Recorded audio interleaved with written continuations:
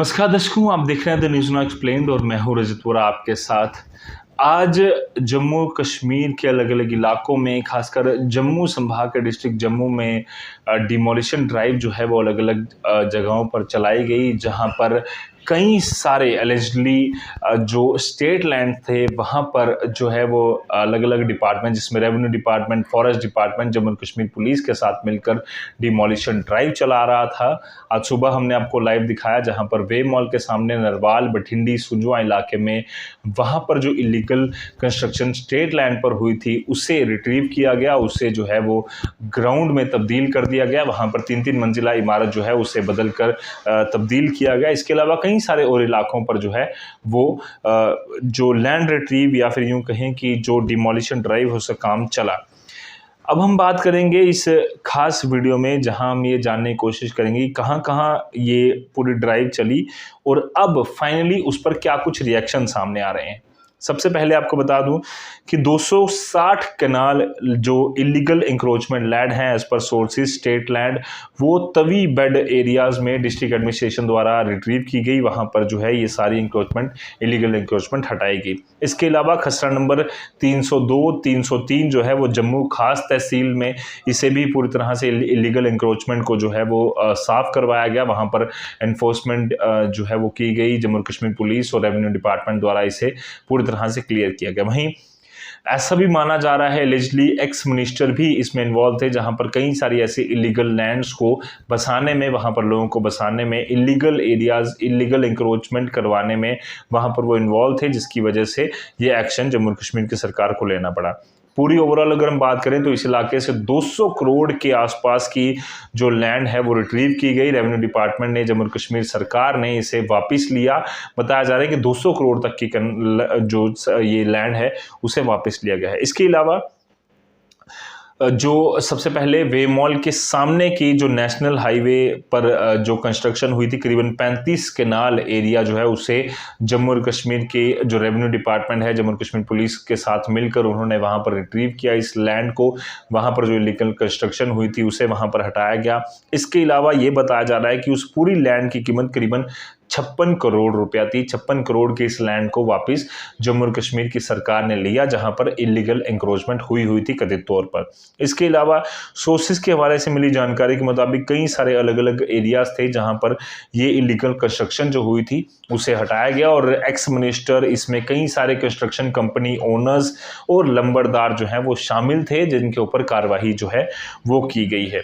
इसके अलावा बताया जा रहा है कि 17 पक्के स्ट्रक्चर जो हैं वो हटाए गए। 12 फॉरेस्ट लैंड, जो प्राइम फॉरेस्ट लैंड थी, उन्हें वापस लिया गया। इसके अलावा रगूरा मरीन इलाके में जो डिमार्केटेड फॉरेस्ट लैंड थी, इन्वायरमेंटल पार्क रायका के पास, वहाँ पर जो है वो लैंड रिट्रीव की गई, एक डिमोलिशन ड्राइव चलाई गई।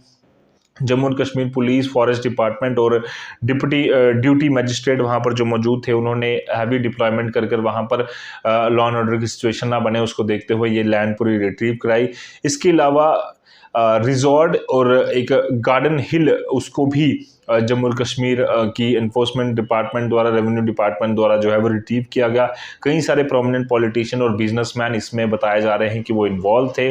और इसके अलावा अलग अलग जगहों पर डिमोलिशन ड्राइव चलाई गई, जो कि इन विजुअल्स में आपने देखा, जहां पर जम्मू और कश्मीर के अलग अलग इलाकों में, खासकर जम्मू डिस्ट्रिक्ट के अलग अलग इलाकों में जहां जहां भी कथित तौर पर इलीगल एंक्रोचमेंट हुई थी वहां पर जो है ये किया गया। इसके अलावा जम्मू के खासकर बठिंडी इलाके में, नरवाल हाईवे इलाके में काफ़ी लोगों ने रोष भी जताया कि क्यों इस तरह की कार्रवाई की जा रही है, पहले जो है वो नोटिस नहीं दिए, पहले बात नहीं की वगैरह वगैरह। ये सारी चर्चा पूरे दिन में चलती रही।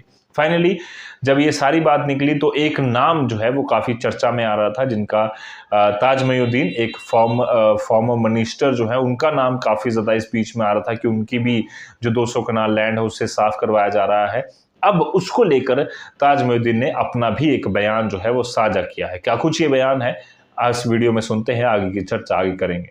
आज ये वीडियो बनाने का जो मकसद है वो ये है कि JK 24/7 पे एक न्यूज़ आ रही है कि ताज मयूद्दीन से नाजायज़ कब्जा जो था 200 कनाल का, वो उनके मकान गिराए गए और उसको बागुजार कराया गया, जो बिल्कुल गलत है। मेरा उस ज़मीन के साथ कोई ताल्लुक वास्ता नहीं है। मेरे खानदान में से कुछ लोग हैं, उनकी ज़मीनें थी, उन्होंने खरीदी हुई ज़मीनें थी, उनका डिस्प्यूट हाई कोर्ट में चल रहा है। मगर मीडिया ने बगैर पूछे इसको ये चलाया कि ताज मोइनुद्दीन को बदनाम करने के लिए चलो ये न्यूज़ चला दो कि 200 कनाल ज़मीन ज़बरदस्ती इसने कब्जे में की थी। उनका बाग लगा हुआ है वहाँ पे, उसमें अमरूद है, उसमें आम है, इन्होंने उनके मकान को गिरा दिया। हाई कोर्ट में अगर केस पेंडिंग था तो पहले उसकी तहकीकात होनी चाहिए थी। और ताज मोइनुद्दीन को बदनाम करने के लिए मैं पूछता हूं कि मीडिया में खबर किसने दी? जिम्मेवार तो वो शख्स है ना। जब ताज मोइनुद्दीन की जमीन ही नहीं है तो उसका नाम कैसे बीच में घसीटा जा रहा है? वो बड़े बड़े उछल उछल के वो कहते हैं कि ताज मोइनुद्दीन की जमीन जो है वो जी ये हो गई, वो जी बरामद की और उनके मकान गिराए गए।